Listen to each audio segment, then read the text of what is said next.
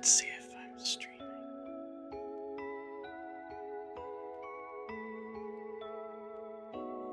Let's go ahead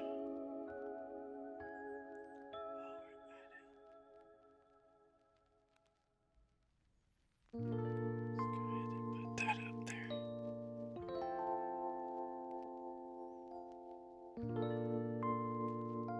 Alright. Here we are. Yay, we're live. What's up?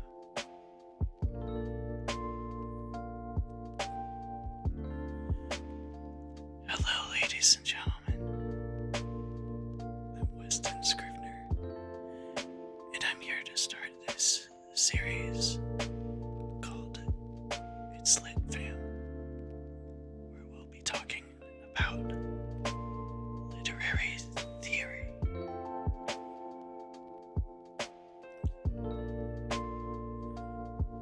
So, in this series, I'm going to try to adopt a rather exploratory approach instead of focusing on explanations.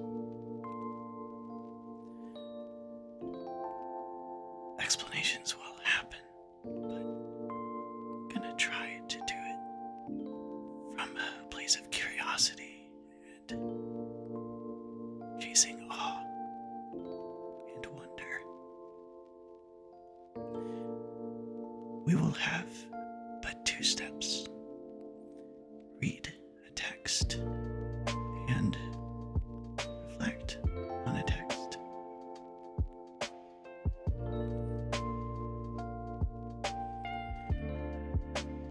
Before we begin, here are some recommended texts on literary theory.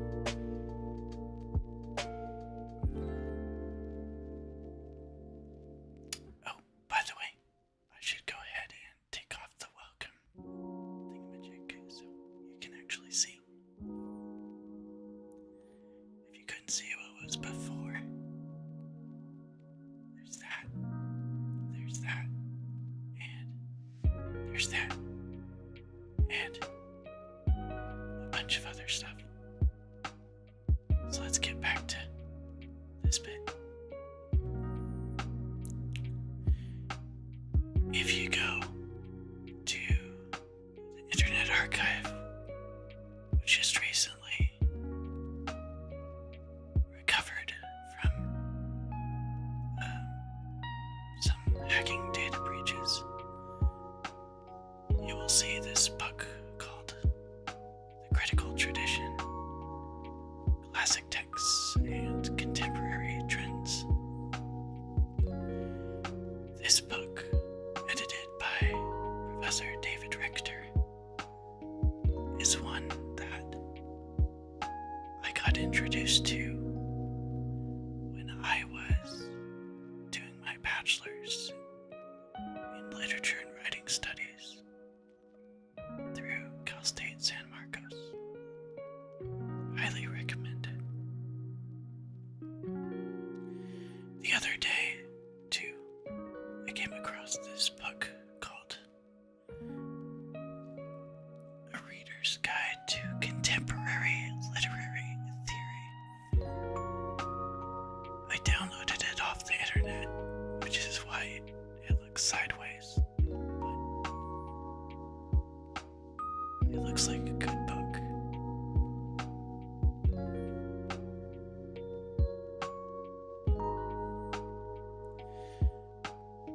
I've lined up some public domain books on literary criticism, and we will start out with I.A. Richards' Principles of Literary Criticism. But there are so many more, and if you have any suggestions, please do let me know.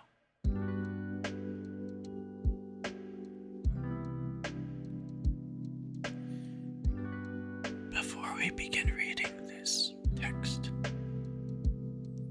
let's go ahead and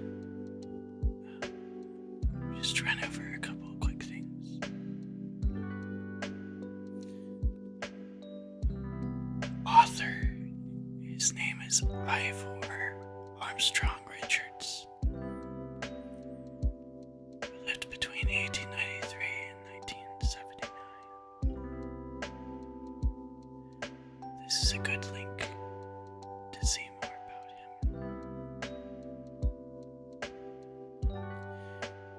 This is also a really good link, and this looks like a good academic paper.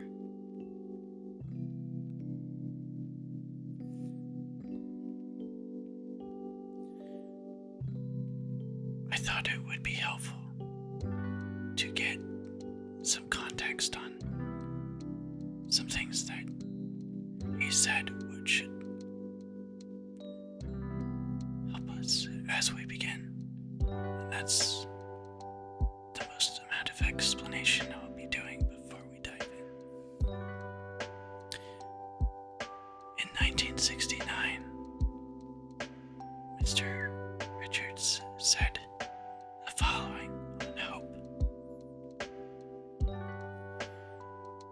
I'm looking for new and better ways of making many more capable and useful people through verbal means. Much can be done if things get bad enough.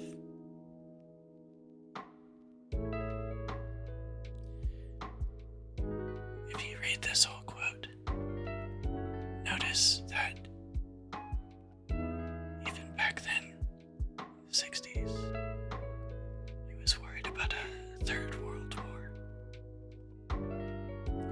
But he still thinks that hope is on the horizon. What do we think? Here's this that he said on value and joy. He said, the main thing I had in mind at a particular time in his life was that literature, one's own literature, is for enjoyment. He thinks it's alright that a very small, special crew should study the works and battle with one another. He thinks we're burying the valuables under loads of derivatives. He says books, and reviews of them. What do you think?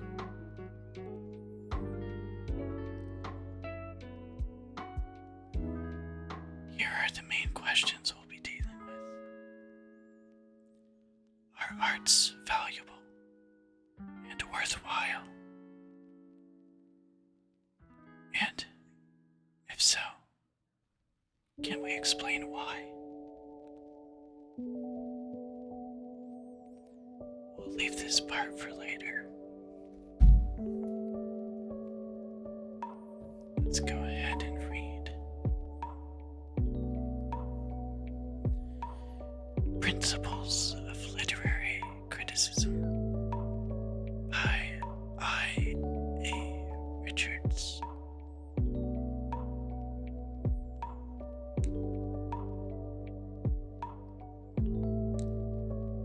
Chapter 1. The Chaos of Critical Theories.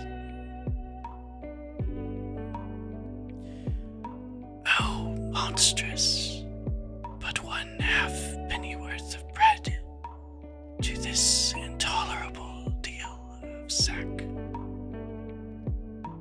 The first part of King Henry IV.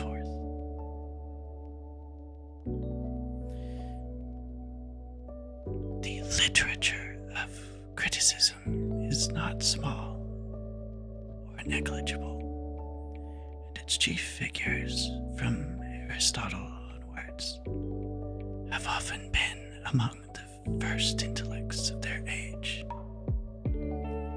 Yet the modern student, surveying the field and noting the simplicity of the task attempted,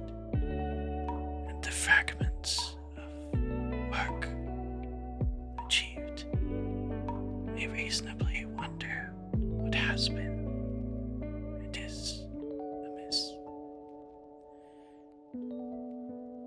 For the experiences with which criticism is concerned are exceptionally accessible.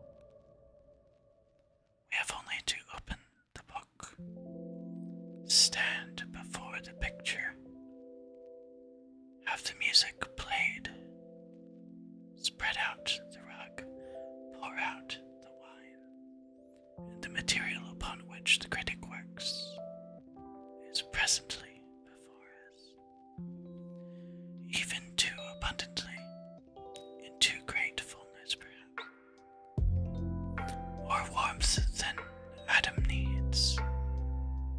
The critic may complain, echoing Milton's complaint against the climate of the Garden of Eden. But he is fortunate not to be starved of matter, like the investigator of psychoplasm. And the questions which the critic seeks to answer, intricate though they are, do not seem to be extraordinarily difficult. What gives the experience of reading a certain poem its value? How is this experience better than another?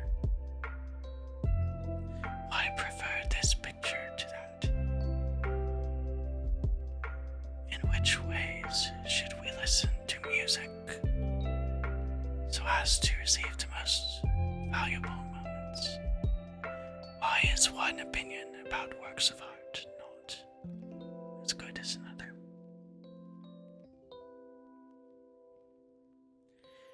These are the fundamental questions which criticism is required to answer, together with such preliminary questions.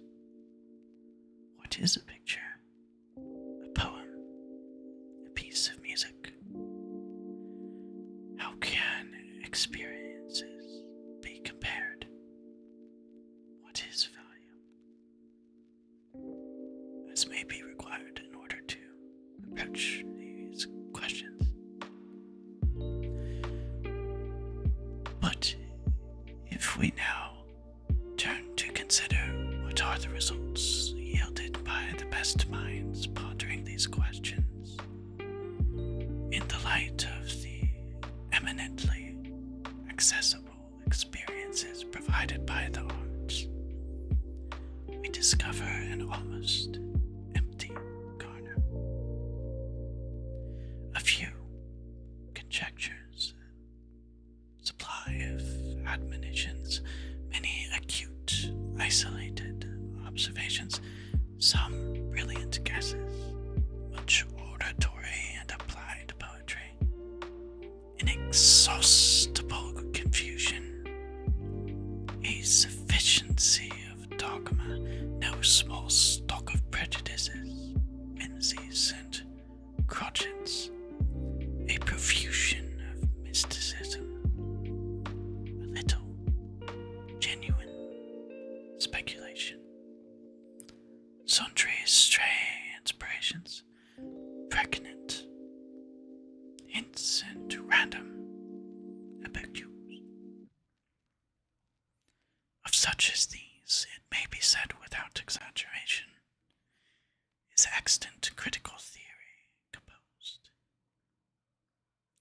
A few specimens of the most famous utterances of Aristotle, Longinus, Horace, Boileau, Dryden, Addison, Wordsworth, Coleridge, Carlyle, Matthew Arnold, and some more modern authors will justify this assertion. All men naturally receive pleasure from imitation. Poetry is chiefly conversant about general truth. It demands an enthusiasm allied to madness. Transported out of ourselves, we become what we imagine. Beautiful words are the very peculiar light of the mind. Let the work be what you like, provided it has simplicity and unity. De Costibus. Of writing well, right thinking is the beginning and the fount. We must never separate ourselves from nature. Delight is the chief, if not the only end. Instruction can be admitted, but in the second place. The pleasures of fancy are more conducive to health than those of the understanding. The spontaneous overflow of powerful feeling. The best words in the best order. The synthetic and magical power of the imagination. The eye on the object.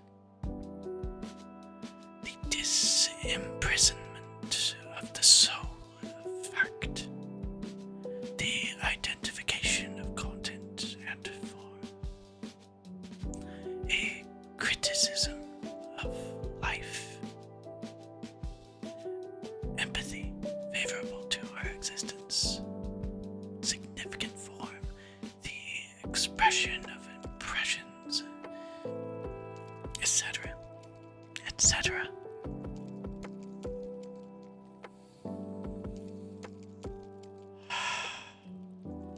Such are the pinnacles, the apices of critical theory, the heights gained in the past by the best thinkers in their attempt to reach explanations of the value of the arts. Some of them, many of them indeed, are profitable starting points for reflection.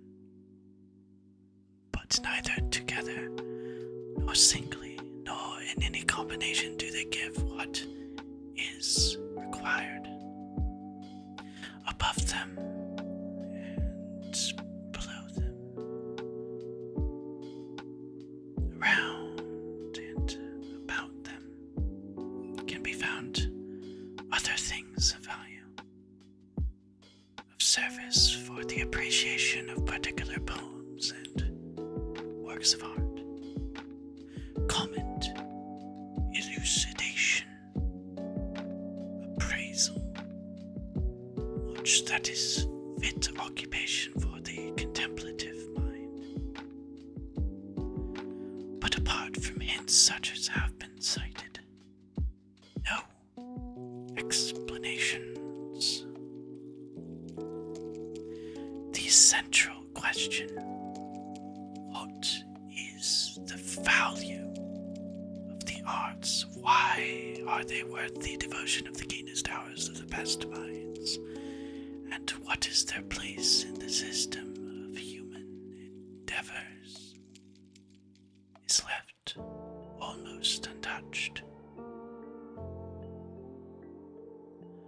Although without some clear view, it would seem that even the most judicious critic must often lose his sense of position.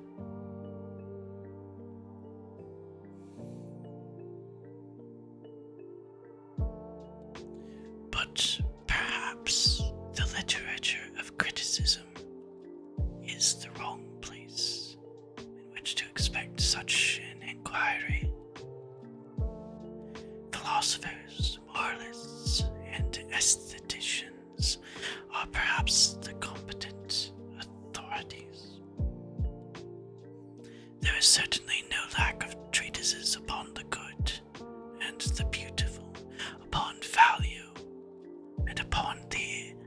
aesthetic state, and the treasures of earnest endeavor lavished upon these topics have not been in vain. Those investigators who have relied upon reason,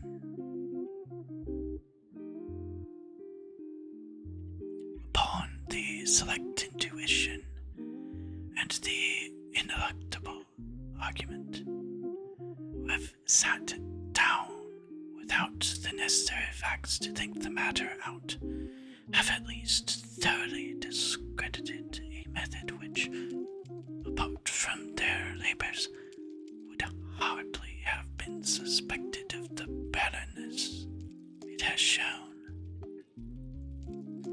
And those who, following Fichtner, have turned instead to the collection and analysis of concrete, particular facts, and to empirical research into aesthetics, have supplied a host of details to psychology. In recent years especially, much useful information upon the processes which make up the appreciation of works of art has been skillfully elicited, but it is showing no ingratitude to these investigators if we point out certain defects of almost all experimental work on aesthetics, which make their results at best of only indirect service to our wider problems. The most obvious of these concerns,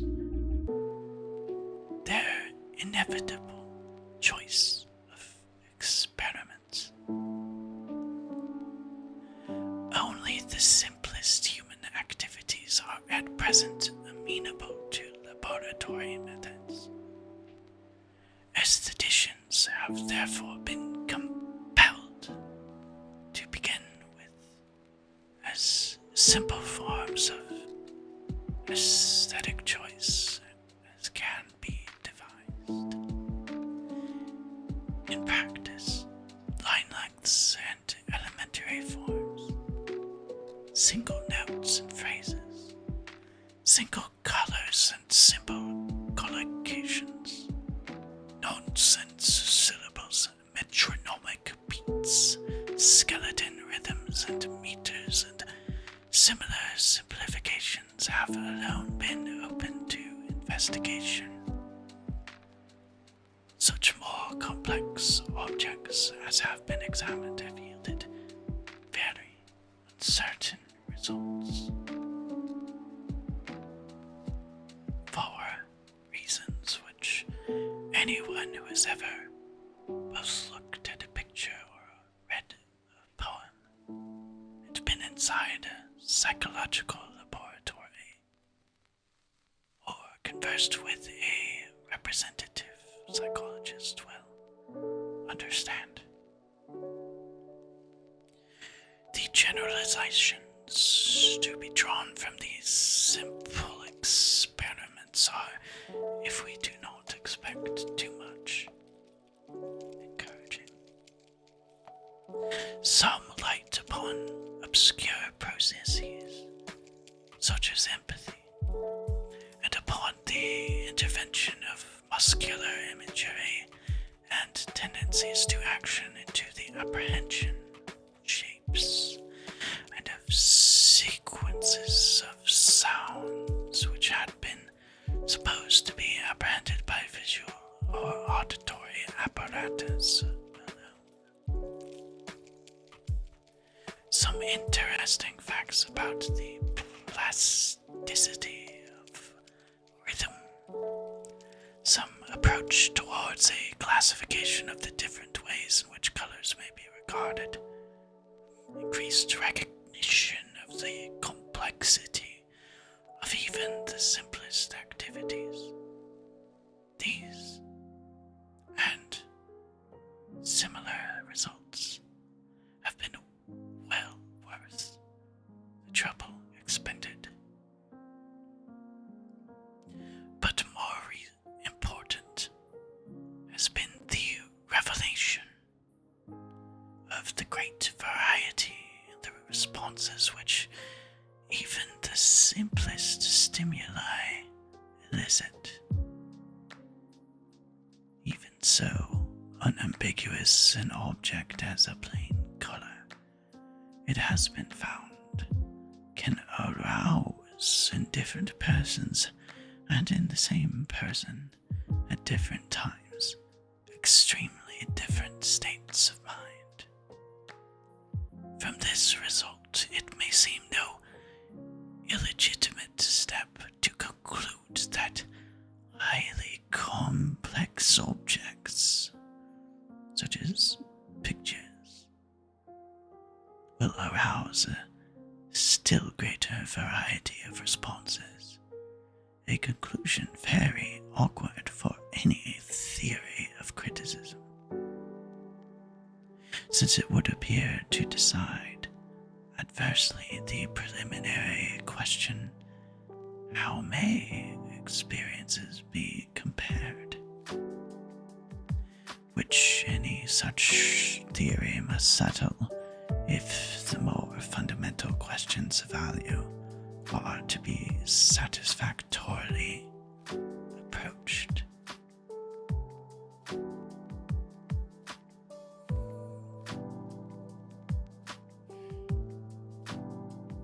But just here a crucial point arises.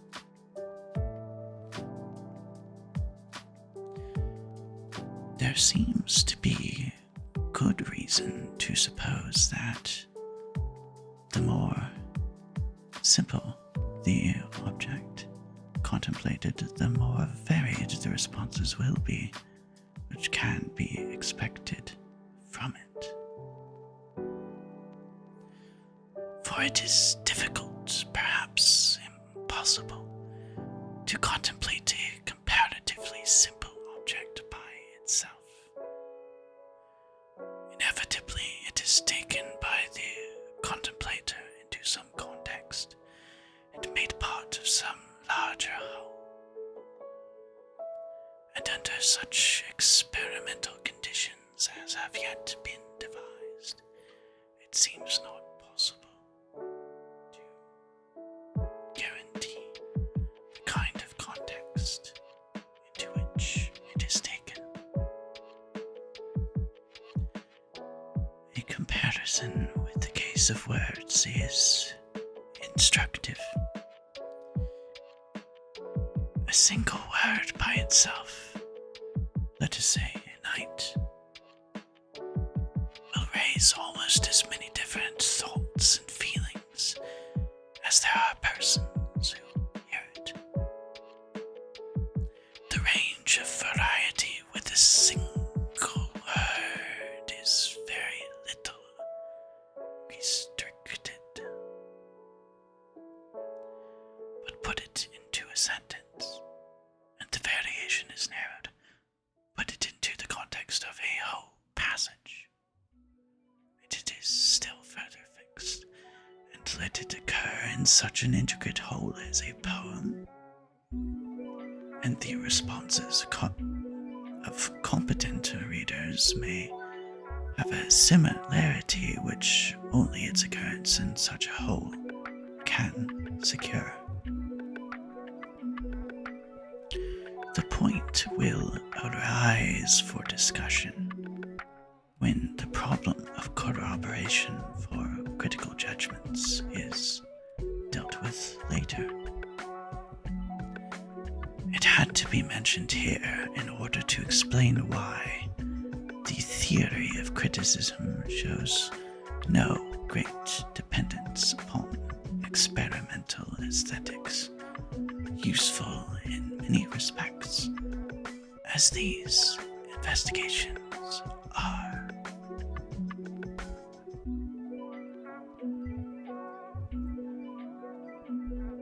This has been Chapter 1 of Literary Criticism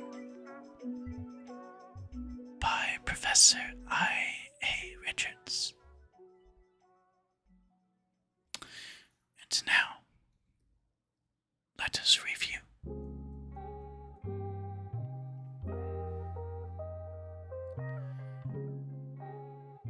Toward the beginning of this piece, there was a reference to Shakespeare's King Henry IV.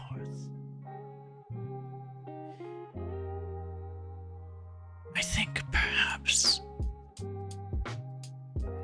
what Mr. Richards was trying to convey is that our time is valuable. If we look into this text reference, we shall notice talk about Falstaff, who is fast asleep behind the arras and snorting like a horse. The prince comes by, notices Falstaff sleeping, searches his pockets, and then Peto says he found nothing but papers. The prince is curious about what those papers were, and then Peto reads, "Oh, there's a capon, blah blah blah, sauce, blah blah blah blah blah, sack 2 gallons, blah blah blah blah blah, anchovies and sack after supper, blah blah blah blah blah blah blah, bread, blah blah blah." To which the prince says, "How monstrous! But 1/2 pennyworth of bread to this intolerable deal of sack. What there is, I'll keep close. We will read it at more advantage. There let him sleep till day. All to the court in the morning." Just as Falstaff's papers were very detailed and long-winded, and yet about such things as a capon, sauce, 2 gallons, anchovies, and bread, this would tie in very well with the point that I.A. Richards was making when he related the most famous utterances of various literary critics. He thought, remember, that they do not address the central question.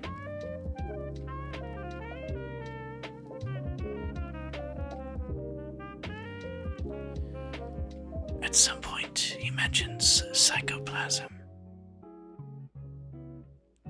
Psychoplasm, if we did not know,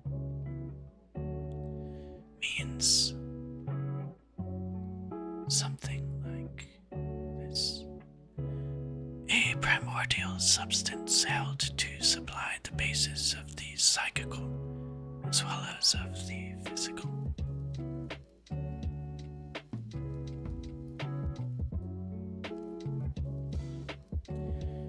This reference to the psychical came up fairly early on, specifically right there.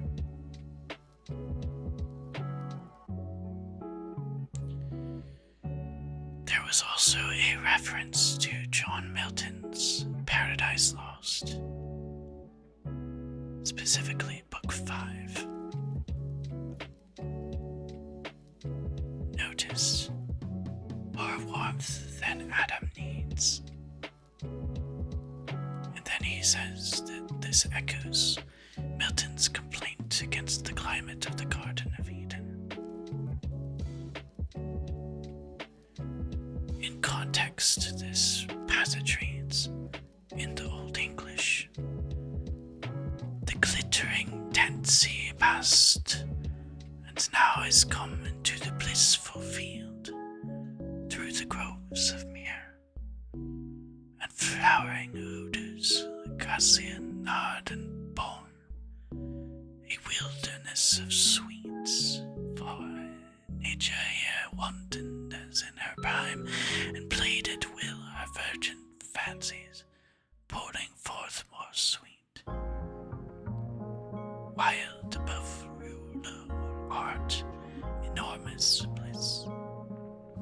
Him through the spicy forest onward come Adam discerned, as in the dory sat of his cool power, while now the mountain sun shot down direct his fervid rays to warm earth's inmost womb, more warmth than Adam needs, and Eve within do at her hour prepared for dinner savory fruits of taste to please true appetite, and no disrelish thirst of nectarous draughts between from milky stream, berry or grape, to thus Adam called.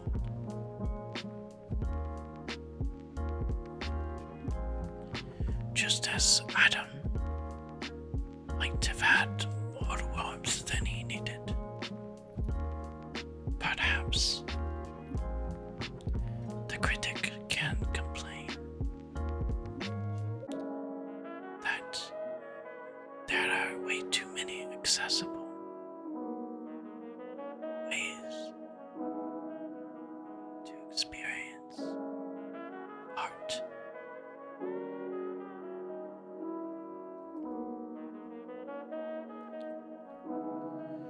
In one place, there was the mention of Epicurus.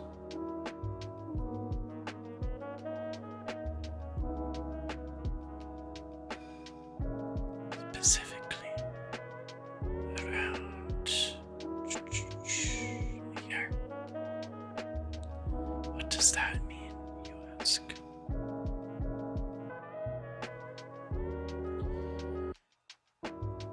It means the plural of abacu, which means a brief survey or sketch, an immediate impression. 'Tis the past participle of the verb right here, which means to perceive or to comprehend, which comes from the Latin to perceive.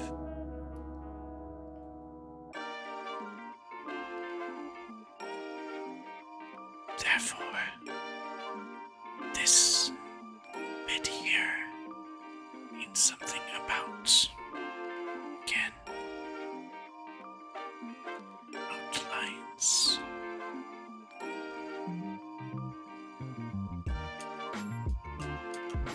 Outlines. Oh, but furthermore, at one point he mentioned abysses, which in turn means the plural of apex, the tip, point, or summit of anything. So when he says the abysses, he means something about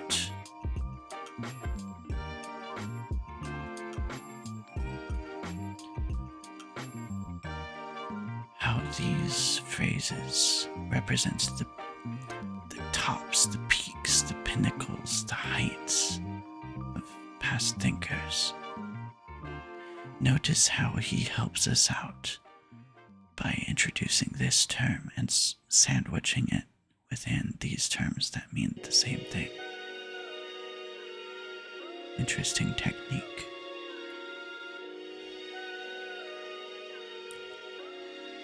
Also, please do notice the words that begin with capital letters. Good, beautiful, value, aesthetic state, and so on. Please do keep in mind that since the 17th and 18th centuries existed, there was a time where capitalization of such mid-sentence words was quite common. Think of the US Constitution, the Declaration of Independence, the Federalist Papers. Think of just about any text from the 1700s or 1800s. These are good links to look at, by the way. Also, please do keep in mind that English is a very odd and strange language. But even though the rules are strange and odd, much of its material is nevertheless inherited from German and Latin. And, as we will note now, in German, there is capitalization everywhere. Yes, you would even capitalize bratwurst. All nouns are capitalized. Yes, every person, place, and thing. Not just proper nouns, but any sort of thing. Let's continue on. At one point, we see this mention of Gustav Theodor Fechner. Specifically, if we look at this location,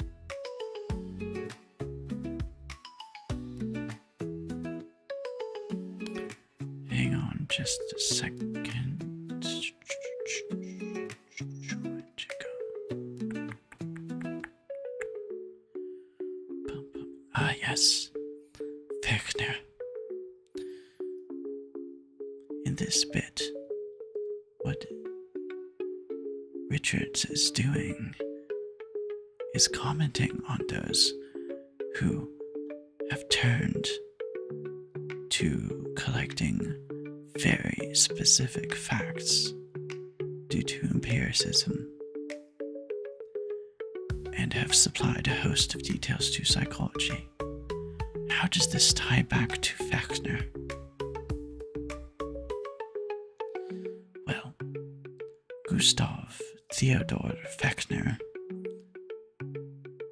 was into psychology. He featured a clash between metaphysical interests and his positivist proclivities. His metaphysical interest led him toward panpsychism, which is the doctrine that the universe is created and governed by mind or the soul, whereas his positivist leanings led him to uphold an early version of verificationism and phenomenalism. He thought there was no disparity between these tendencies, that the best scientific evidence supported the view that the universe is psychic. Panpsychism is still a raging topic today. I highly recommend looking into it. Let's continue forward.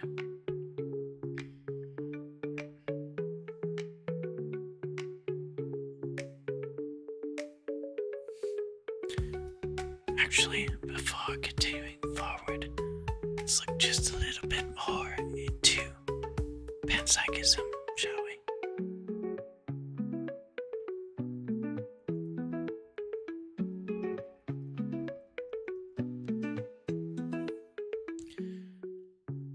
Nowadays,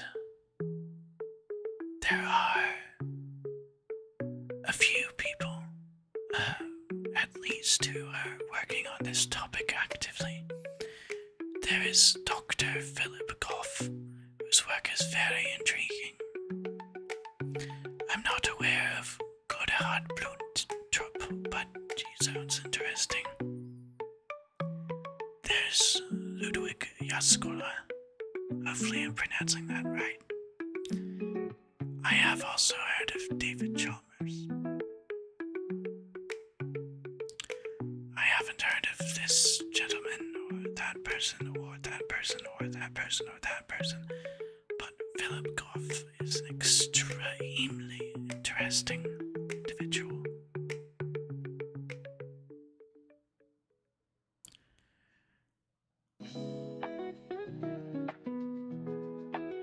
I highly recommend looking into panpsychism. Every now and then I am more or less convinced with some arguments from that persuasion. And for those who did not know,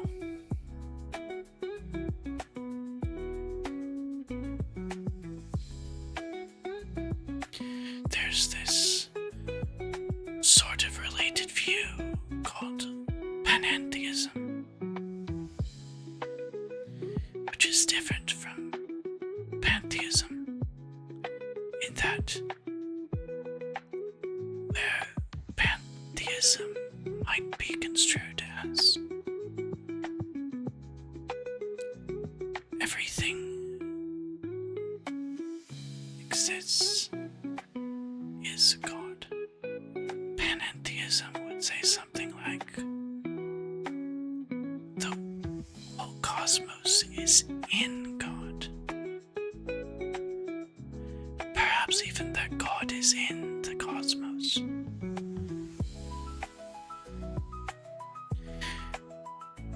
Panentheism is painted in different ways in different Christian circles, but it's worth looking into, perhaps. But don't forget there are other religions and other non-religious thinkers who also weigh in on these topics. So, I highly recommend that we keep an open mind and remain humble and curious.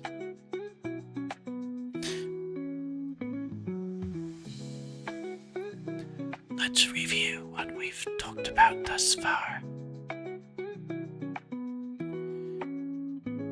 Most of this what follows are bits and pieces from the piece that we just read.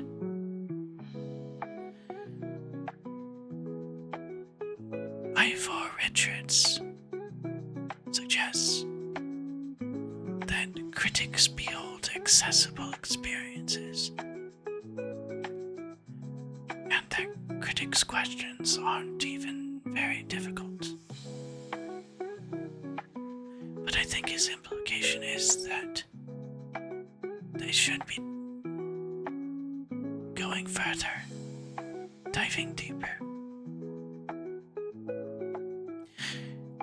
He outlines examples of preliminary questions that critics tend to ask. Like, what is a picture? What is a poem? What is a piece of music? How can experiences be compared, and what is value? Later, he even suggests that scientific findings challenge this preliminary question.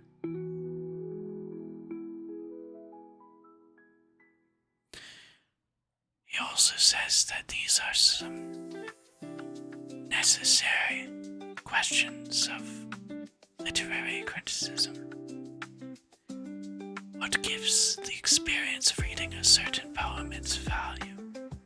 How is this experience better than another? Why prefer this picture to that? In which ways should we listen to music so as to receive the most valuable moments? Why is one opinion about works of art not as good as another?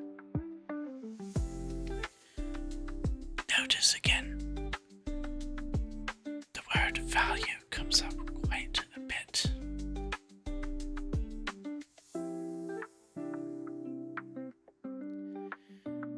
This perhaps is one of his theses in this chapter, that critics' results are rather lacking. They can do better, in his opinion.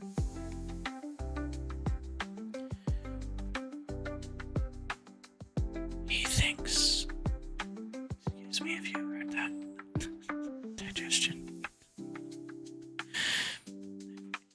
He thinks that critics should be asking, what is the value of the arts? Why are arts worth the devotion of the keenest hours of the best minds? What is the place of the arts in the system of human endeavors? He is concerned with the question, how do we reach explanations of the value of the arts? He wants to go beyond commentaries, hallucinations, and appraisals. He even entertains that perhaps these questions aren't even fit for literary critics and are instead fit for philosophers and moralists and aestheticians. But then he goes on to suggest that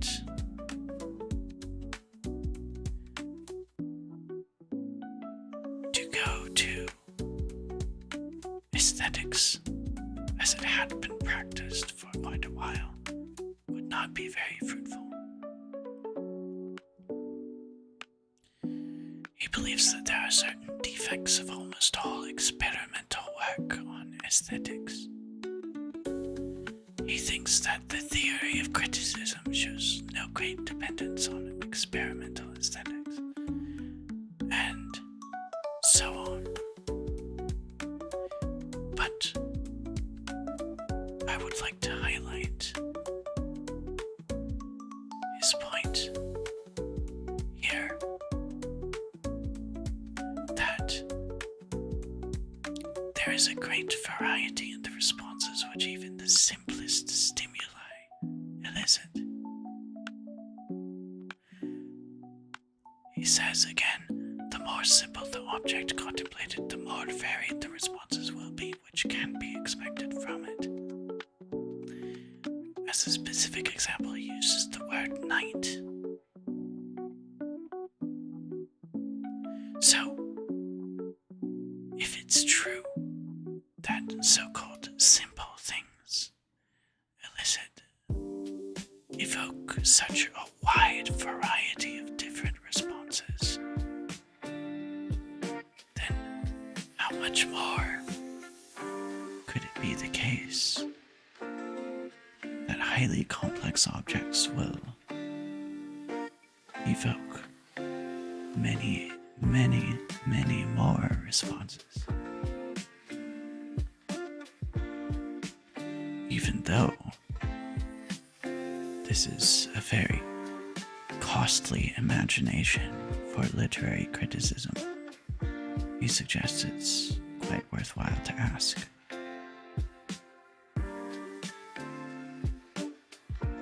So, a recap of questions. Are arts valuable and worthwhile? Can we explain why? I will also add more.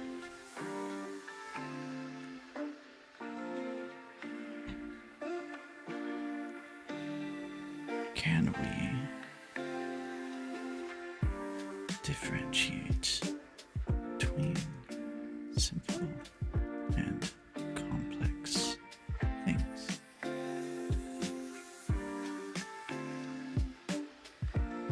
If so, how? I'll even add one more.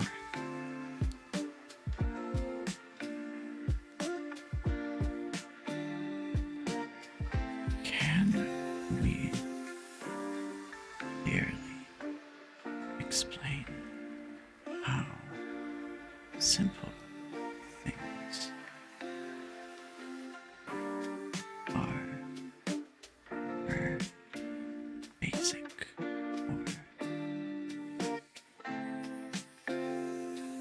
perhaps even easier to understand and complex things.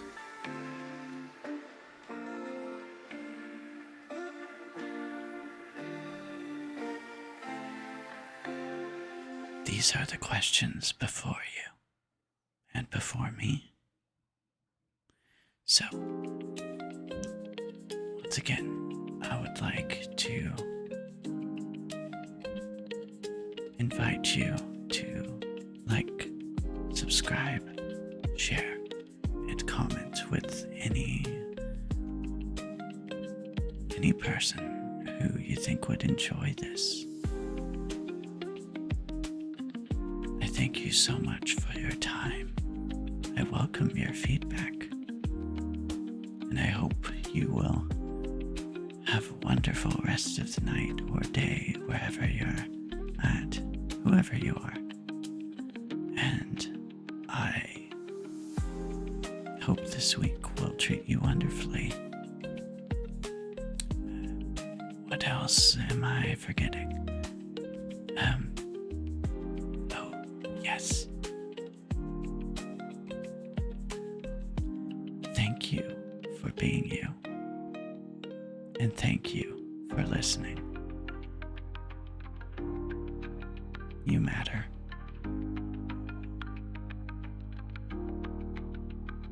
Thank you.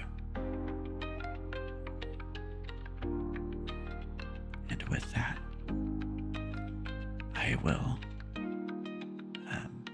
conclude this very first episode. Thank you so very much for being here, for listening, and